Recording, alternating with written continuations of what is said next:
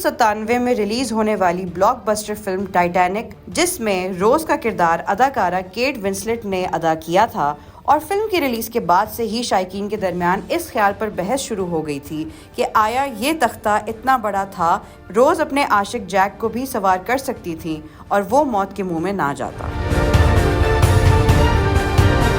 लेकिन अब ताज़ा खबर ये है कि फिल्म टाइटैनिक में इस्तेमाल होने वाला लकड़ी का तख्ता $60,18,000 से ज़ायद में नीलाम हो गया है।